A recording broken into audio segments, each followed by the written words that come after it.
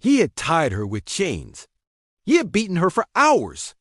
And yet, she refused to betray her secret. 1945 Germany.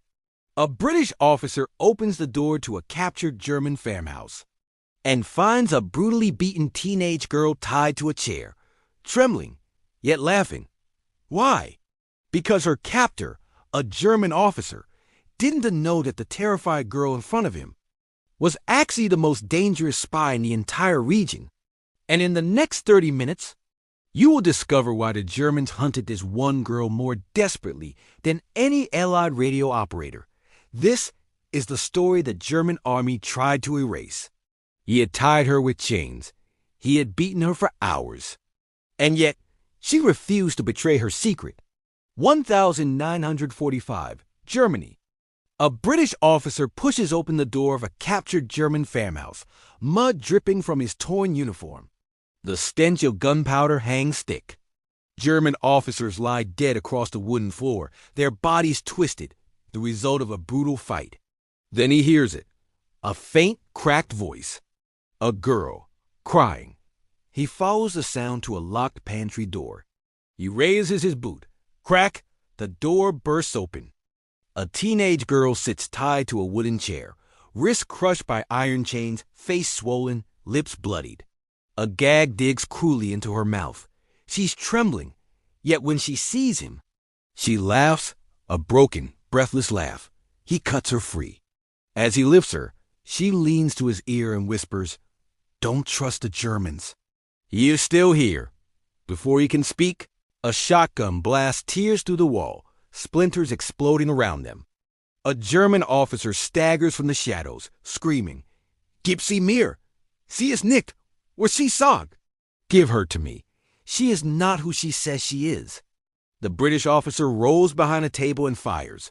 Bullets crack through the farmhouse. The German lunges forward, shrieking, desperate, almost animal. One final shot. The German drops. Silence returns. The British officer turns to the girl. She's barely conscious, breathing in shallow gasps. "He's wrong," she whispers. "I am exactly who I say I am." But the officer sees something she tries to hide under the fallen debris. Spread across the table, German documents, radio transmission codes, a map with red circles around multiple German supply depots, and beside them, a blood-stained German officer's uniform. In her size, he carries her out into the cold wind, heading toward a British medical post. She slips in and out of consciousness, her breath rattling. "What did they want from you?" he asks. She doesn't answer. Instead, her voice cracks as she says, "I told them nothing. Not even when he broke my ribs." He glances down at her, this beaten, fragile girl. And he realizes the truth. The Germans didn't torture her because she was an enemy. They tortured her because she was a threat inside their own ranks. As medics rush to her and lift her onto a stretcher, something metallic slips from her torn clothes and clinks onto the ground. A dog tag.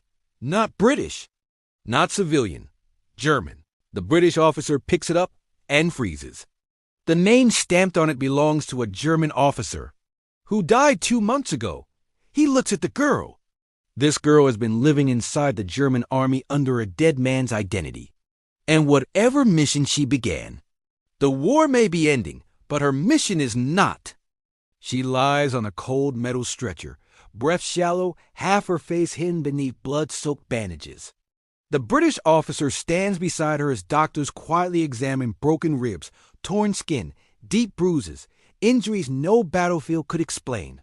One doctor murmurs, almost in disbelief, "Germans did this? To a German?" The officer nods.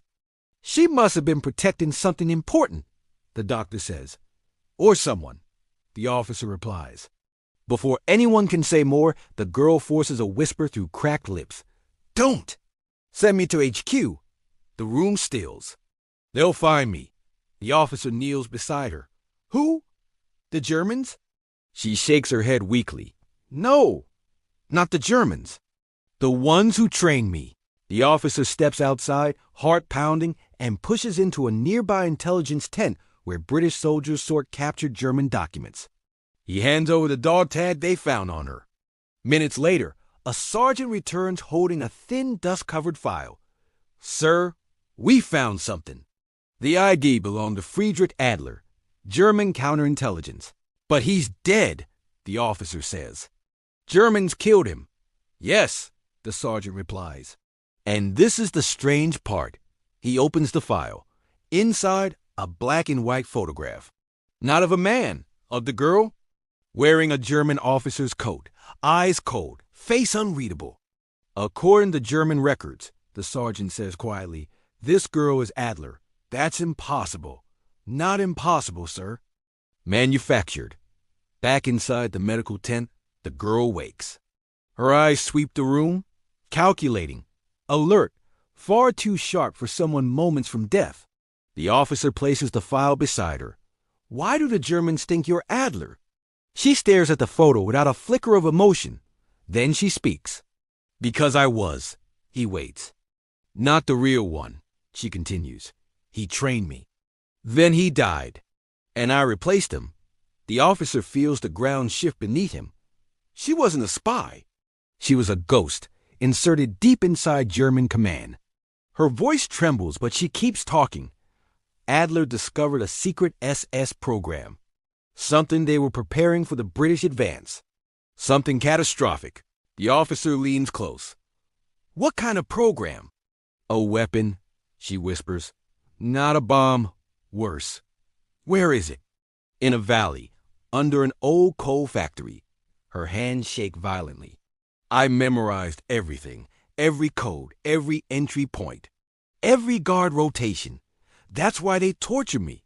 Not because I was a spy, but because I knew how to destroy it."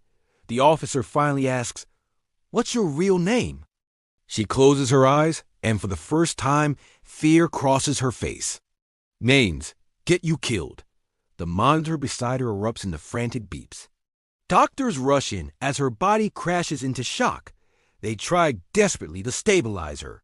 Through the chaos, she manages one last whisper, aimed only at the officer. "If I die." The weapon lives. Black. Doctors swarm the girl's stretcher, shouting orders as machines screech around her. Oxygen mask over her face. Morphine injected into her veins. Hands pressing desperately against her broken ribs. The British officer stands frozen in the doorway, realizing she isn't just another wounded civilian. She is the only person alive who knows about a hidden German weapon, something capable of changing the final months of the war. A medic glances up grim. "Sir, she won't survive long without surgery." The officer nods, but his stomach tightens. If she dies, the Allies lose everything. Suddenly her eyelids flutter. Barely conscious, she lifts a trembling hand.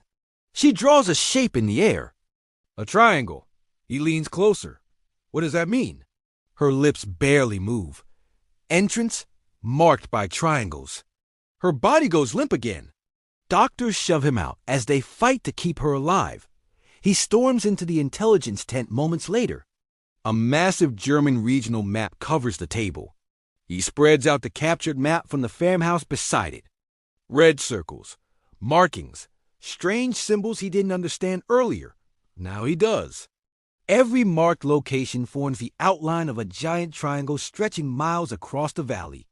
And in the exact center sits an old abandoned coal factory, the same place she whispered about before collapsing. The sergeant stares at the map, horrified. "Sir, that isn't a factory. It's a cover." The officer realizes the truth.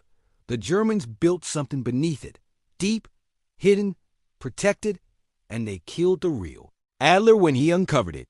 The sergeant hesitates, then hands him another file-captured German personnel records.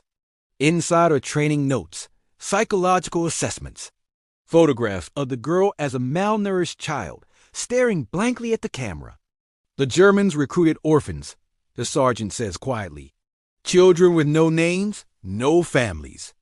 Nobody to claim them." He turns the page. "They trained them as infiltrators. Ghost operatives. They could replace anyone." The officer feels his chest tighten as he reads a chilling line handwritten in ink. Subject shows exceptional mimicry, capable of adopting identities without emotional attachment. She wasn't chosen. She was engineered. A medic suddenly bursts into the tent. "Sir, she's awake, asking for you." He rushes back to her bedside. Her eyes are hollow, terrified, but fiercely alert. "They'll move the weapon in 2 days," she whispers, "before the British advance. You must go now." He leans closer. "Tell me what the weapon is." She shakes her head, not in refusal, but because the truth is too horrifying. "They built it using prisoners, scientists, children." Her voice breaks. "Sir, it's not a bomb. It's something alive." The officer's blood runs cold. A weapon that breathes. A weapon that thinks. Before he can speak, she grips his wrist with surprising strength. "Promise me. You'll destroy it." Outside, dawn begins to break cold, pale lights spilling across the fields. The officer gathers a small team of commandos around the map, his voice steady but grim. "We move at first light. No backup. No waiting for HQ."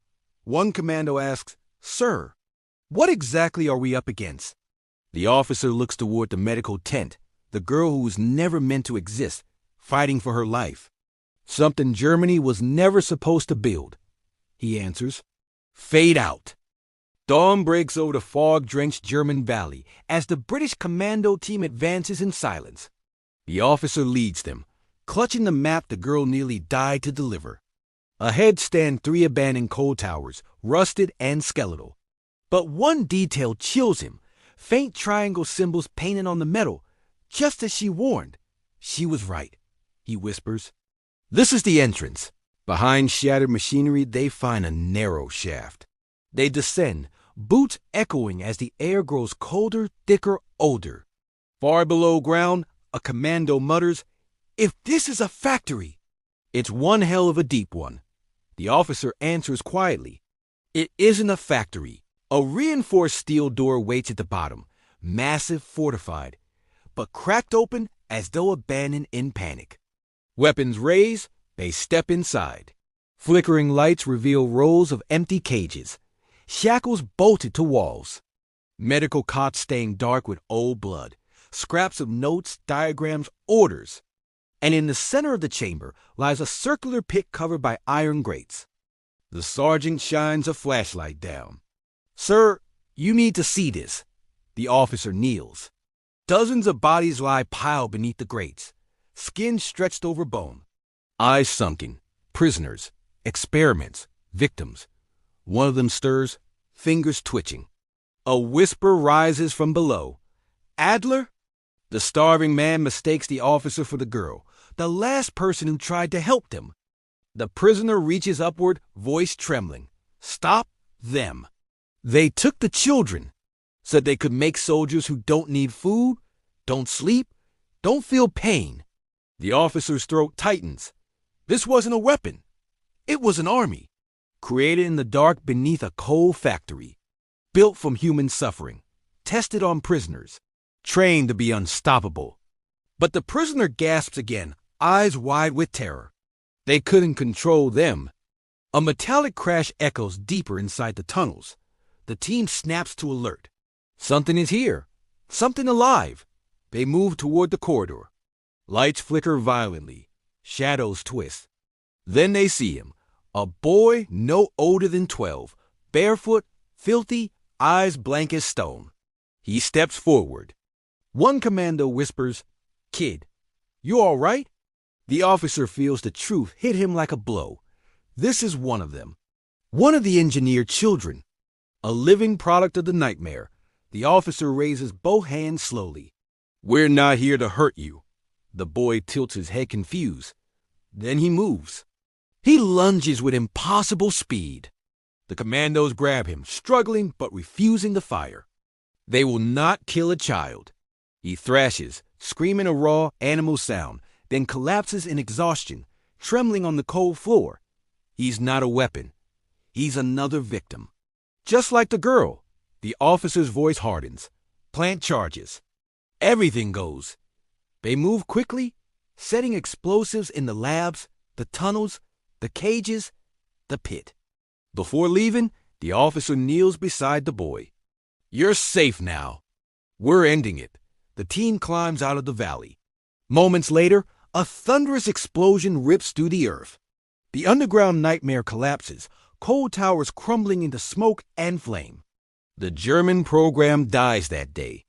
Back at the field hospital, the girl lies still and pale, breath thin and fading. The officer sits beside her and takes her hand. "It's done," he murmurs. "The valley is gone. Your information saved hundreds, maybe thousands." A single tear slips from her eye. "Then I can sleep," she whispers. Her chest rises once, falls, does not rise again. The war will never record her name. She never had one. But the officer bows his head and speaks the only truth that matters. You were more than a ghost. You were a hero. Fade out. End.